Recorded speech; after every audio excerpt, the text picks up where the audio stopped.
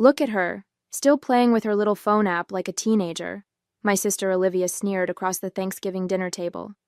Seriously, Julia, when are you going to grow up and get a real job? That retail position at Harris Electronics isn't exactly a career. I sat there silently, trying to maintain my composure as my family's judgment crushed me. It was Thanksgiving evening at my parents' house, just me, Olivia, our parents, and my cousin Nina. The smell of roasted turkey and cranberry sauce filled the air, but all I could feel was the weight of their disapproval. My name is Julia Lee, and I'm 25 years old. For the past 3 years, I've been working at Harris Electronics while secretly developing an AI-powered inventory management system. The retail job wasn't just about paying bills. It was valuable field research. Every frustrated customer interaction, every inventory mishap, every inefficient process I encountered helped me refine my app. But try explaining that to my family. Julia, honey, my mother chimed in with that condescending tone I knew too well. Olivia's just concerned. Look at her. She's already a senior marketing executive at 28. We just want what's best for you. I glanced at my phone again, trying to hide my smile as I read the latest email from Apple's development team. They were impressed with my prototype and wanted to schedule a final meeting. But I kept quiet. I'd learned long ago that sharing my dreams with family only invited mockery. She's probably just playing games again, Olivia laughed, reaching for another dinner roll. Remember when she said she was learning to code last year? As if someone who barely made it through basic math could build something worthwhile. My father nodded in agreement. Technology is a young man's game anyway, sweetheart. Why not let Olivia help you get a proper marketing position? I took a deep breath, pocketed my phone, and forced a smile. You're right. I'm probably just wasting my time. The lies tasted bitter, but I reminded myself that tomorrow would change everything. The meeting with Apple's executives was scheduled for 9 a.m. sharp. Nina caught my eye from across the table and gave me a subtle wink. She was the only one who knew what was really going on, and her silent support meant everything. I looked around at my family as they continued their Thanksgiving dinner, laughing and chatting as if they hadn't just crushed my dreams. The familiar ache in my chest reminded me of all the times they'd dismissed my ambitions. The pattern started long before I began working on my app. Growing up in Albuquerque, I was always the different one. While Olivia excelled in social situations and brought home perfect report cards, I spent countless hours in my room, fascinated by computers and technology. My father called it hiding, but I was learning, growing, teaching myself to code through online courses and countless late-night debugging sessions. Remember when Julia tried to build that website for Mom's book club? Olivia's voice cut through my thoughts. What a disaster that was. What they didn't know was that disaster had been my first real coding project. Sure, it was clunky and the design wasn't perfect, but it taught me valuable lessons about user interface and database management, skills I would later use in my app. At least she's reliable at the store, my father offered, as if that was the highest praise I could hope for. The manager says she's always on time. If only they knew that my manager, Alice, was one of my app's earliest supporters. She'd seen firsthand how my system could track inventory, predict sales patterns, and streamline customer service. You're solving real problems here, Julia, she'd told me last week. Don't let anyone tell you different. Nina reached under the table and squeezed my hand. 3 months ago, when I'd shown her the prototype, she'd immediately understood its potential. They'll see eventually, she whispered now, low enough that only I could hear. My mother started clearing the plates, and I automatically rose to help. Olivia, tell us more about your new promotion, she said, beaming with pride. Your father and I were just telling the neighbors about it yesterday. I carried dishes to the kitchen, remembering all the nights I'd worked on my app after long retail shifts, running on coffee and determination. The neighbors might hear about Olivia's promotion, but tomorrow they'd read about my success in the morning news. My phone buzzed again. Another email from Apple's team confirming tomorrow's meeting. I allowed myself a small smile as I rinsed the dishes. Let them think I was just a retail worker with unrealistic dreams. By this time tomorrow, everything would change. After dinner, I retreated to my old bedroom, needing a moment alone. The space remained exactly as I'd left it. My old computer still sat on the desk where I'd written my first lines of code. I could hear my family's voices drifting up from the living room, their laughter punctuated by occasional mentions of my name. I opened my laptop to review the presentation for tomorrow's meeting when a message notification popped up. It was from Nathan, my old classmate who now worked at Harris Electronics' corporate office. What I read made my blood run cold. "Julia, you need to know something. Olivia came by the office last week. She was asking a lot of questions about your app and your work schedule. I thought it was strange, but..." My hands trembled as I scrolled through the rest of his message. Apparently, Olivia had been gathering information about my project, claiming she was worried about her sister's career choices. She'd even tried to access my work computer.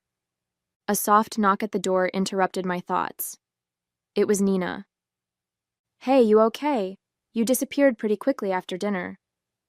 She sat beside me on the bed, concern etched on her face. "Olivia tried to spy on my project." My voice cracked slightly. "She went to my workplace, Nina. Why would she do that?"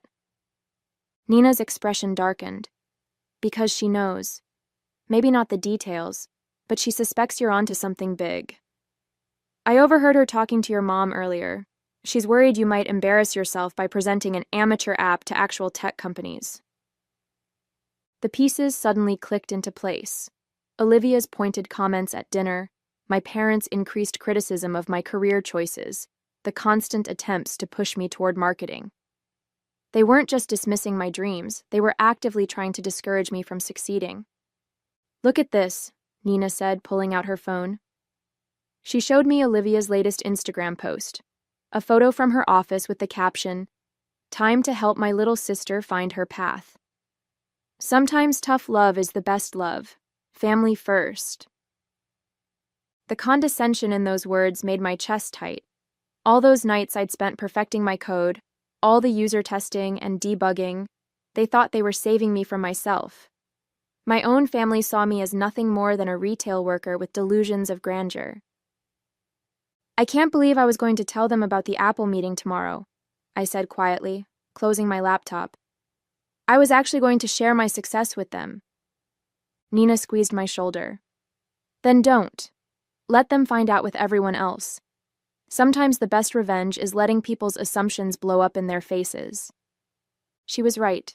Tomorrow they'd learn the truth, but not from me. Sometimes silence speaks louder than words. I barely slept that night, my mind racing with thoughts of tomorrow's meeting and Olivia's betrayal. At 6 a.m., I quietly packed my laptop and presentation materials, planning to leave before anyone else woke up. But as I crept down the stairs, I heard voices from the kitchen. "I'm telling you, Mom, we need to stop this now." Olivia's voice was sharp in the early morning quiet. "Julia's going to humiliate herself with this app thing. I saw what she's working on at Harris Electronics. It's just basic inventory tracking. Nothing special." I froze on the stairs, my heart pounding. How did she know the details of my project? "I spoke with my friend at the patent office," Olivia continued. "There's no record of Julia filing anything.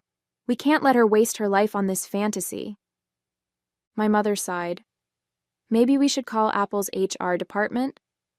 Warn them that she might not be what they're expecting." The genuine concern in my mother's voice somehow hurt more than Olivia's scheming. They really thought they were protecting me from myself. I stepped into the kitchen, making my presence known. "You don't need to worry about calling anyone," I said, my voice steadier than I felt. "I can handle my own career choices."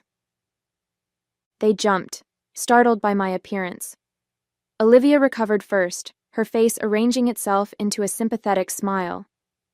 "Julia, we're just trying to help. This app of yours, it's sweet that you're trying, but you're not a real developer. You need to be realistic." Realistic? I pulled out my phone and opened my development portfolio. Like how I've been realistically working on this project for 3 years? Or how I've realistically been teaching myself programming since high school? "Honey," my mother started. Olivia works with real tech companies. She knows what they're looking for. No, she doesn't, I cut in. She works in marketing. She has no idea what my app actually does because she only saw the basic interface we use at the store. The real system is much more complex. Olivia's smile faltered slightly. I was just at your workplace last week. I saw everything. You saw what I wanted you to see, I replied, gathering my courage. The store version is just a small part of the full system.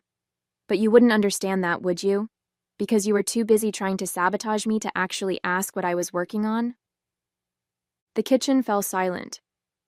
Through the window, I could see the sun rising over the Sandia Mountains, painting the sky in shades of pink and gold. In a few hours, everything would change. I have a meeting to get to, I said, turning to leave. Don't bother calling Apple. They already know exactly who I am and what I can do.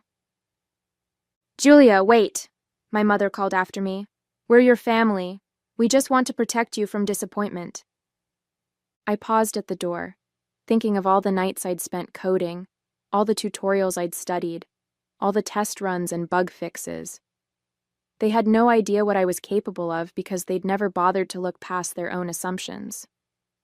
Sometimes, I said quietly, the people who think they're protecting you are actually just protecting their own view of who you should be. With that, I walked out, leaving them standing in the kitchen. The morning air was crisp and cool, filled with possibility. I had a meeting to get to, and I wasn't going to let anyone stand in my way. The Apple headquarters lobby was intimidating, all glass and polished steel. As I waited for my meeting, my phone kept buzzing with messages from my family. I ignored them all except for Nina's. They're freaking out.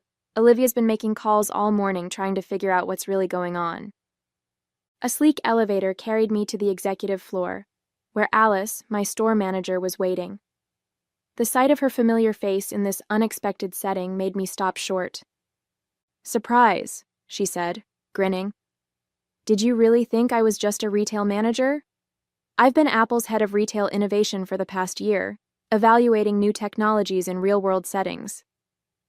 My mind raced, remembering all the times Alice had offered suggestions for my app, all the questions she'd asked about its capabilities. What I'd thought was friendly interest had been professional evaluation. Your sister came to the store last week, Alice continued, her expression turning serious. She tried to access your development files, claiming she was your business partner. When that didn't work, she implied you might have stolen the concept from her marketing firm. I felt the blood drain from my face. She what? Don't worry, Alice assured me. We have security footage of her attempts to access your computer. Plus, we've been documenting your development process since I first noticed your prototype 6 months ago. Your sister's claims won't hold up. The meeting room was already full of executives when we entered. I pulled out my laptop, hands steadied despite my racing heart. This was my moment. Good morning, everyone, I began. For the past 3 years, I've been developing an AI-powered inventory system that doesn't just track products. It predicts customer behavior, streamlines supply chains, and adapts to real-time market changes. As I demonstrated the system, I could see their eyes light up with interest. The AI's ability to predict inventory needs based on weather patterns, local events, and social media trends was unlike anything currently on the market. This is impressive, said the chief technology officer. But why test it in a small electronics store? I smiled. Because retail is where the real problems are. Working on the sales floor showed me what customers and employees actually need, not what executives think they need. The presentation continued, and with each feature I demonstrated, I could see them becoming more convinced. When I finished, there was a moment of silence. We'd like to make you an offer, the CTO said finally. Not just for the system, but for you to join us as Deputy Director of Retail Innovation, working alongside Alice. The number he wrote on the whiteboard made my breath catch. It was more money than my entire family made in a year. One more thing, Alice added. We're planning to implement your system in all Apple stores and partner retailers by next quarter. The announcement goes out tomorrow morning. Partner retailers, including Harris Electronics, where my family's store was a franchise. They would have to use my system, the one they'd dismissed as a waste of time. As I signed the preliminary paperwork, my phone buzzed again. A message from Nina. Olivia's in full panic mode. She just found out her company's biggest client is Apple, and they're announcing some major retail tech acquisition tomorrow. She's worried it might affect her marketing contracts. I put my phone away, suppressing a smile. Tomorrow couldn't come soon enough. Back at my hotel room that evening, I was reviewing the final acquisition paperwork when my phone erupted with notifications. Olivia had apparently discovered that her marketing firm's newest project, a complete retail technology overhaul for their clients, was being suspended pending a major announcement from Apple. Julia, we need to talk, read her message. This is serious. Please call me. I was about to turn off my phone when it rang. It was Alice. Just wanted to warn you, she said. Your sister's firm has been trying to get information about tomorrow's announcement. She's claiming she needs to protect her family's interests. I've had to block 3 calls from her already. I sighed, rubbing my temples. She's probably worried about her marketing contracts. It's more than that, Alice hesitated. Julia, she's been telling people she helped develop your system. Says she provided the core marketing concepts that made it work. My hands clenched into fists. Even now, Olivia was trying to take credit for my work. A lifetime of being overshadowed by her flashed through my mind. Every achievement diminished, every dream mocked. There's something else you should know, Alice continued. Your parents' store isn't just any Harris Electronics franchise. According to our records, it's one of their top-performing locations in the Southwest. They've been using that success to block smaller franchises from opening in the area. The revelation hit me hard. All those times they'd dismissed my retail job. They'd been profiting from the same industry they'd mocked me for working in. My phone buzzed again, a message from my father. Just heard about Apple's announcement tomorrow. Olivia says it might affect our store. What do you know about this? Before I could respond, another message came through, this time from my mother. Honey, please tell Olivia she can help fix whatever problem you've created. She has connections.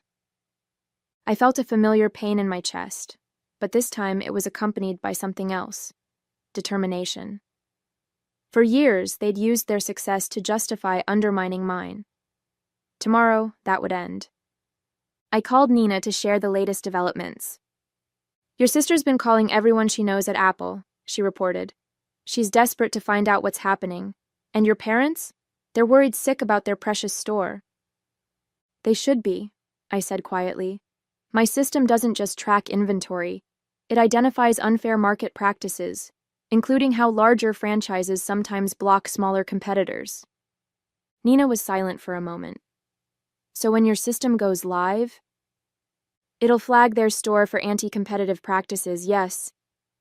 I took a deep breath. They'll have to change how they operate, just like every other franchise. Julia, Nina said softly, are you sure about this? It's your family. Family shouldn't try to sabotage each other, I replied. Besides, I'm not doing this for revenge. The system flags these issues because they hurt small businesses. My family will just have to adapt, like everyone else. As I prepared for bed, I thought about tomorrow's announcement. My family would learn about my success not through a quiet conversation, but through a public revelation that would shake their comfortable world. Sometimes karma comes in the form of a software update. The morning of the announcement, I sat in Apple's press conference room, watching the live stream of the event on multiple screens. The CEO was describing how the new AI system would revolutionize retail management. I spotted my family's shocked faces among the Harris Electronics franchise owners who were attending virtually. This innovative system, the CEO continued, was developed by our new Deputy Director of Retail Innovation, Julia Lee, who spent 3 years perfecting it while working in retail herself. The camera feed showing the franchise meeting captured my family's reactions perfectly. My mother's coffee cup slipped from her fingers. My father's face drained of color. And Olivia, her expression shifted from confusion to horror as she realized the implications. The CEO went on to explain how the system would ensure fair market practices across all franchises. I watched as my parents exchanged worried glances, no doubt thinking about their territory control tactics that would soon be exposed. My phone lit up with a message from Olivia. "You need to stop this now. Do you have any idea what this will do to Mom and Dad's business? To my marketing contracts?" I left it unanswered. The presentation continued with Alice demonstrating the system's features. "Starting next week, this will be the mandatory management system for all Harris Electronics locations," she announced. "No exceptions." I thought about all the times they'd laughed at my little app, all the times they'd told me to stick to retail.